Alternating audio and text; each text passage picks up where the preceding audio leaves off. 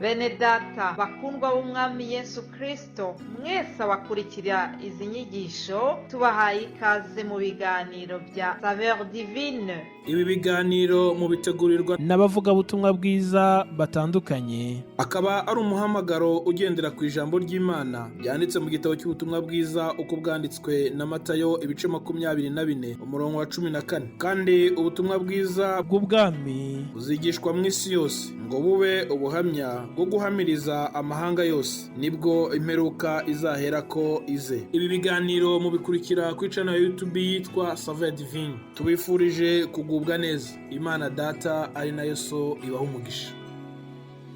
Ikaze ndabashuhuje bene data mwese inshuti z'umusaraba abakurikira iki kiganiro Saveur Divine.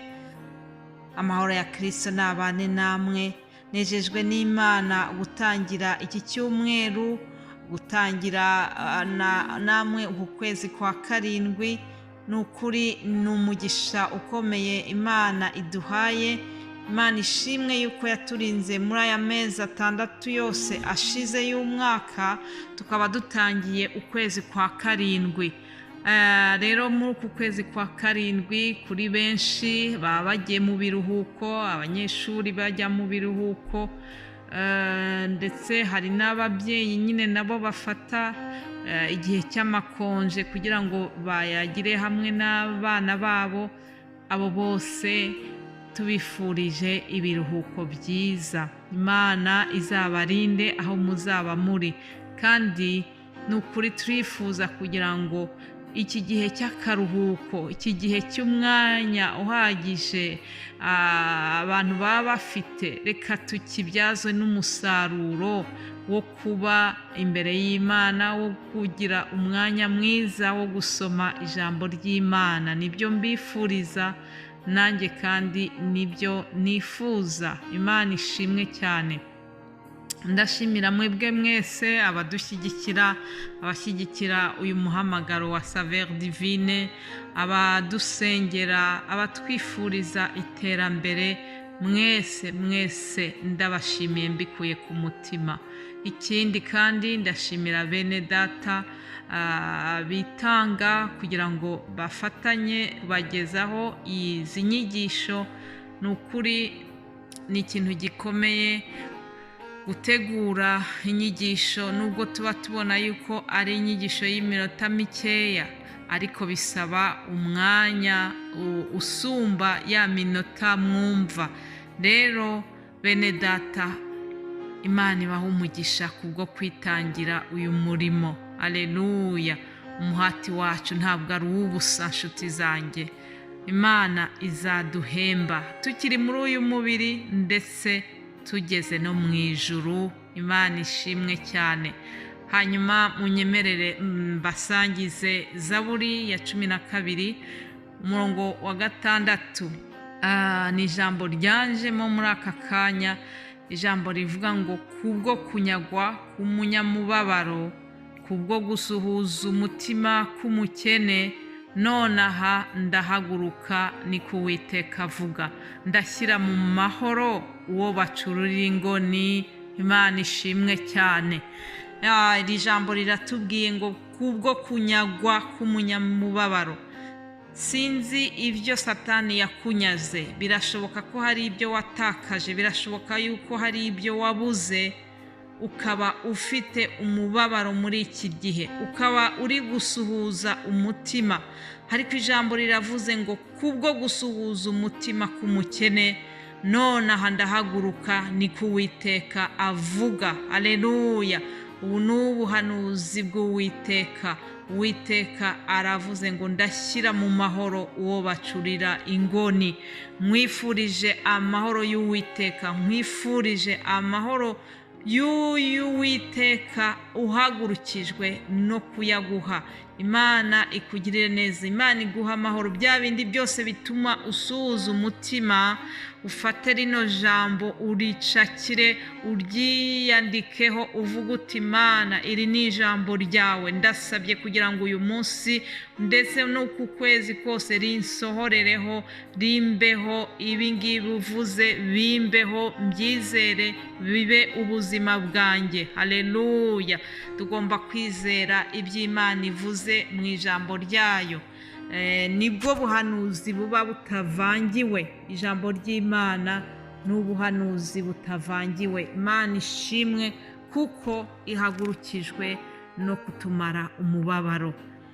Rero nk'uko mubimenyereye, umunsi wo kuwa mbere nibwo mbagezaho ijambo tuzakurikira muri iki cyumweru cyose. Umutwe w'ijambo tuzigaho, ndagira ngo mbabwire ko muri iki cyumweru kije tuzavuga ku ijambo ry'Imana.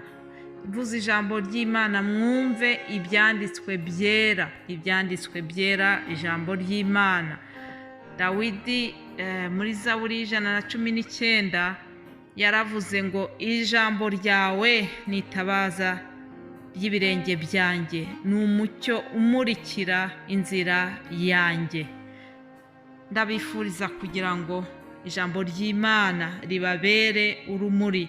Ibyo dukora byose tubikore twishingikirize ku by'ijambo ry'Imana rivuga.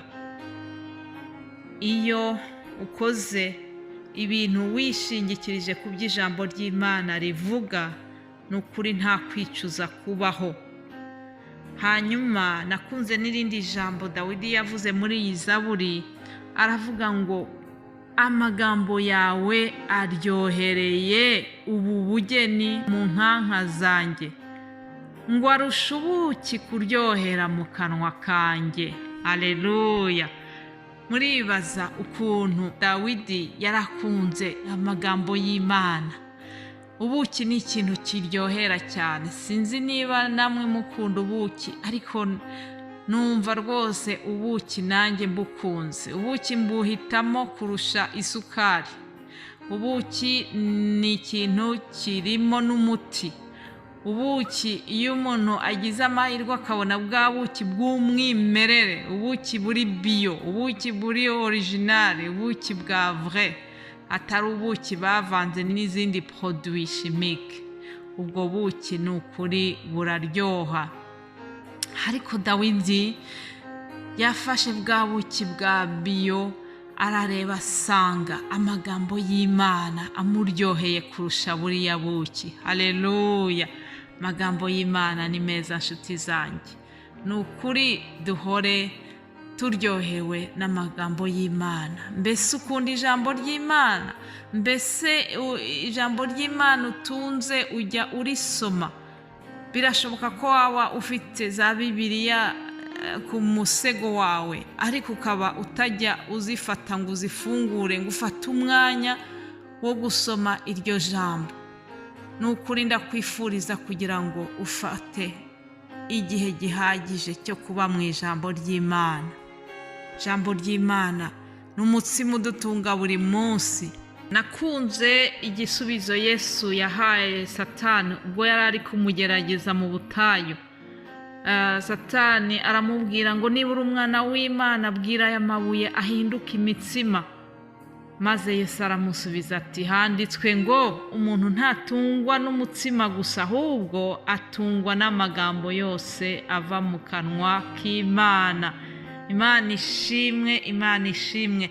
Aya magambo, ibi byanditswe byera biradutunga, bitunga umuntu. Ibi byanditswe byera bitunga ubugingo bwacu, maze bigatuma dukura neza, bigatuma tugira imbaraga muri uru rugendo twatangiye rujya mu ijuru. Ndabifuriza nshuti zanjye kugira ngo mukunde ibi byanditswe byera, mukunde ijambo ry'Imana. Haleluya, haleluya. Reka ndangirize kw'iri jambo rindi Dawidi yavuze mu Zaburi 119 ku murongo wa 11, aravuga ngo nabikiye ijambo ryawe mu mutima wanjye kugira ngo ntagucumuraho. ndabisubiremo, nabikiye ijambo ryawe mu mutima wanjye kugira ngo ntagucumuraho. Bene data, nshuti z'umusaraba bakundwa mukurikira iki kiganiro cya Saveur Divine, reka tubike ijambo ry'Imana mu mutima wacu. Ijambo twumva buri munsi, birashoboka ko wumvise amagambo y'Imana menshi kuva ukivuka, kuva ukimara kumenya ubwenge. Hari ayo wumva hano muri Saveur Divine ndetse n'ahandi henshi wumva amagambo y'Imana. Ndakwifuriza kugira ngo ujye uyabika mu mutima wawe, bizagufasha kudacumura ku Mana. Imana ishimwe cyane. Mbifurije kugumana amagambo y'Imana muri mwe kandi bizabagirira umumaro. Mbifurije rero kugira umunsi mwiza. Ndizera yuko muzagira ibihe byiza mwumva ijambo ry'Imana bene data bazabagezaho. Muhabwe umugisha w'Imana. Amen.